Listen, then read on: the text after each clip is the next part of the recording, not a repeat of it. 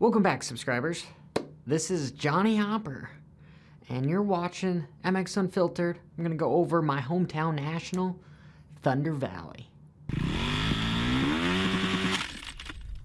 So before I banter and probably digress, I'm just going to start off with sort of going off topic. I want to respond to what Race Rex MX Sports has said about the state of the industry. And they pretty much went out to say that this is the only sport that you can take a motorcycle off the showroom floor and go racing at the highest level with. MotoGP, you can't go buy a production R1 and expect to be Valentino Rossi. It's just not going to happen. Can't do that with Formula 1 because you can't just go buy an Indy car. You can't do that with NASCAR because, again, you can't buy it. You're just going to get your ass kicked. The only motorsport that you really can kind of be competitive, and I don't even think you're competitive, is buying a production bike off the showroom floor and mounting special pieces parts on it. In order to be competitive, there's a lot more that goes into that. I'm not going to super digress with, maybe I'll make another video on how to make a privateer bike competitive and what it costs. So I get where they're going with that, is it almost felt like we're leaning towards, hey guys, don't be pointing fingers because we did this for the privateers. And I guess that is the idea, is there is a production rule to make guys like myself competitive. But being competitive and getting a 10th place, I'm still dirt broke. I mean, if you guys seen any of my videos, you're damn near, it's a 200% pro payback. If I actually do the math, it's 222%. Entry fee, I'm just gonna, is like $350, so times 90 riders is something like $32,500. And then if I look at the payout that I've showed you guys, it's relatively 70 grand. So, you know, 32.5 divided by 70 equals into 222% is basically the payout when it comes to riders. So yeah, I could take a production bike if I was an amazing privateer and go get inside top 20, top 10. But I'm still broke. I don't have a job at the end of the year. That doesn't help. The production rule is not helping. Could we potentially go back to, when was the last time you had works bikes? Was it the 80s? God, somebody's going to have to respond in the comments below.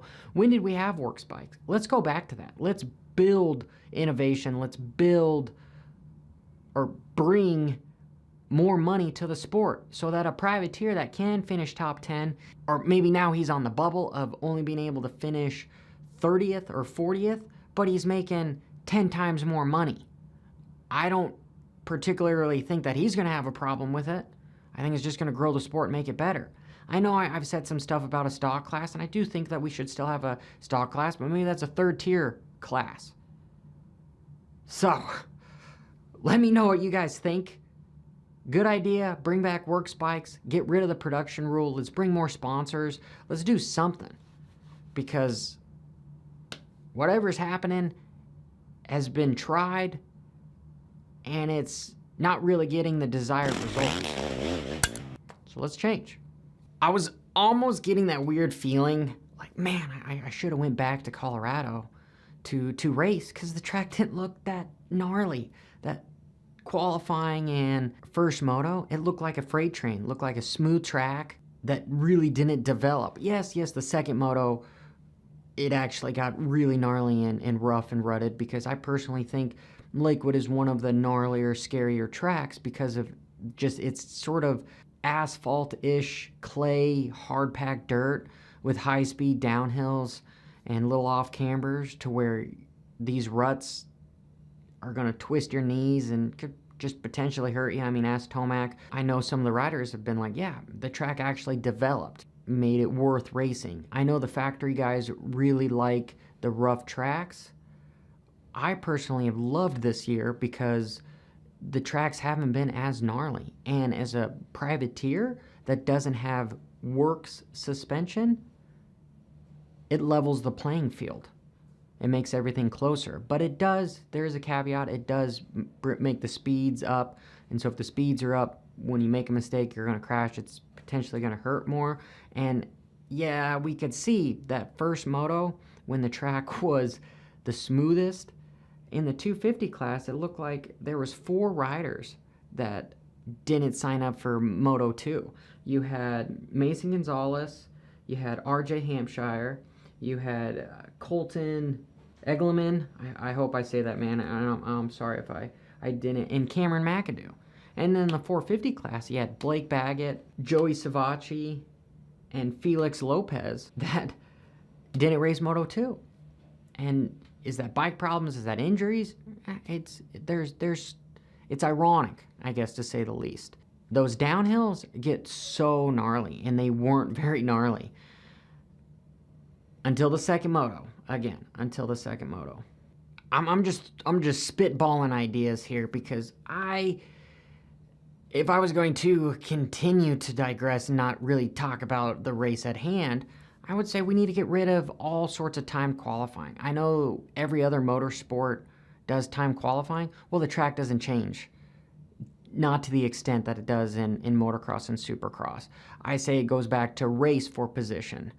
Just because always between qualifying practice 1 and qualifying practice 2, there's a huge discrepancy whether the track got broke in or it got super rough, and it's a crapshoot if you have A practice or B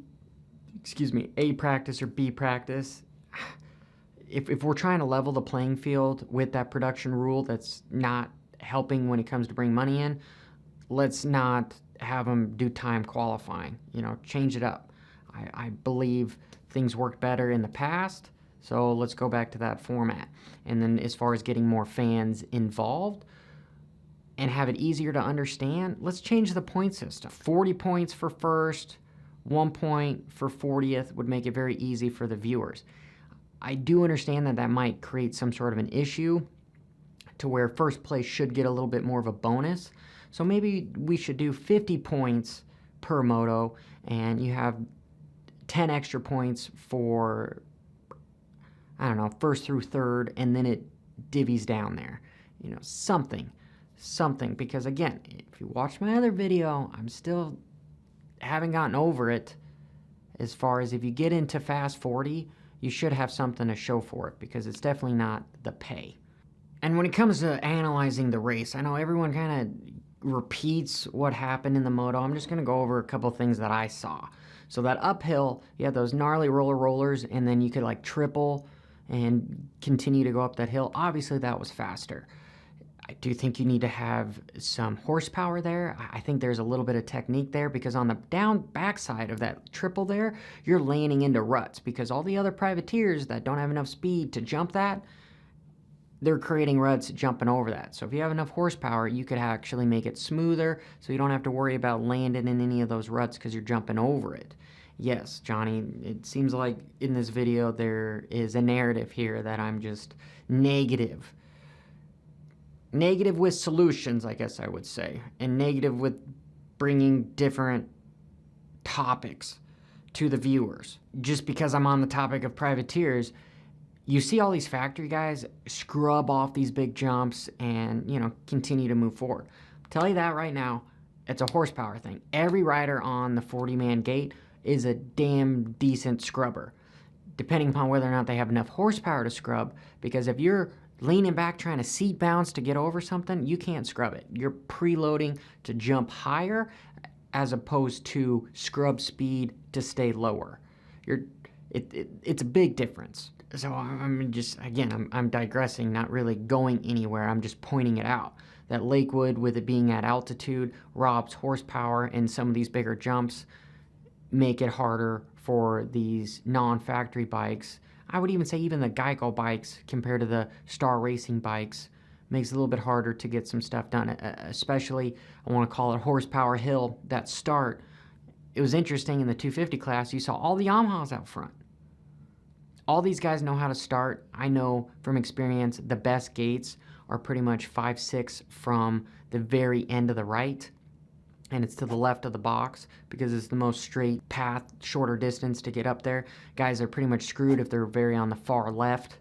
You might as well just get off and kind of just tiptoe around so that nothing happens. And speaking about what happens if in the back of the pack, you kind of get caught up with stuff that happens. And we saw in that second moto, Dylan Ferrandis with Lawrence and Hartraft pretty much before a little scrub jump coming back down into the hole to one of the booters before the finish line. I personally think he should have been able to set that up and pass both of them by checking up, going to the inside, as opposed to him trying to go even farther around them and kind of gets clipped by Hartraft. You know, Hartraft was moving over to begin with on Lawrence, and it just happened that Dylan was there too because he was catching both of them. I think if Dylan is going to be effective in the 450 class, he's going to have to come more at sort of the Cooper Webb approach, where, hey, I need to pay attention to this, because in the 250 class, he's obviously much faster than the other riders. I think that contributes to, obviously, his skill level and a little bit of that motorcycle, because if you have a better machine, well, you're going to get more confidence, and, you know, your lap times are just going to go down. It's like putting a bike on a dyno. Whatever bike's faster is going to win, right? Yeah, there's more variables when it comes to actual racing, you know, with man-operated machines, but you guys get where I'm going with. If he's going to be successful in the 450 class, he needs to have a little bit more racecraft, like I would say a Cooper Webb does, that isn't necessarily always the fastest rider, so he has to think about strategy on how to be proficient to get the job done. And when it comes to Tomac, dude, the dude is by far one of the most talented riders we've ever seen get on a motorcycle. I think James Stewart called him the most talented, and he should pretty much break all the records. That's a lot of pressure for an individual to live up to. I think he excelled, obviously because it's his hometown race at elevation, but more that second moto to kind of turn back on this superhuman ability to be able to push through, because the track got so much gnarlier and got a little bit scarier. It separates. When a track gets rough and gnarly and there's some harder sections to do, even in Supercross, it separates these guys. When it's smoother, guys like myself end up excelling because you're going, oh man, I can actually push through, I can attack. Because whenever I went to the Nationals and the track got so gnarly, I didn't really get that tired because the track was a little bit over my ability, so I wasn't sprinting. I was more so jogging and kind of tiptoeing around some areas, and it always bugged me that you'd have riders like Tomac and them that could sprint when they saw a line full of just ruts, and I had to have a fairly less rough, smoother track to feel comfortable in sprinting. I mean, I guess that's the most simple analogy I can use. Osborne is definitely in defensive mode. I know a couple weekends ago I asked him that question in the presser. He said no, he wasn't. I'm sure that they're hiding some information. There's a whole lot of non-transparency going around because you don't want to give anybody secrets on stuff. I get it, but I would like to say I'm fairly certain that him and his team, everyone is in defensive mode because there's such a huge bonus for winning that championship. You know, I've heard rumors of certain riders decide, hey, don't pay me moto bonuses. I just want a 4-time salary championship bonus. You know, these guys write all sorts of stuff into their contracts. So you don't know what really is the hidden agenda here.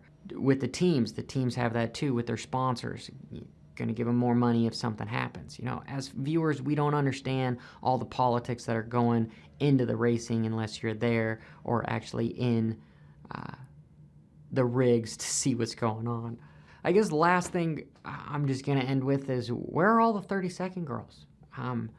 I guess if I asked somebody that I've got connections with, I might be able to find out. But if you guys know, let me know in the comments below. You know, why? Is it a COVID thing? We're worried that, okay, being politically correct here, you know, women do not have a higher risk at getting COVID than men. But what is the reason as to why we don't have a pretty individual starting the riders? Interesting. I don't know, I just thought I'd point that out there too. So, anyway, this is Johnny Hopper.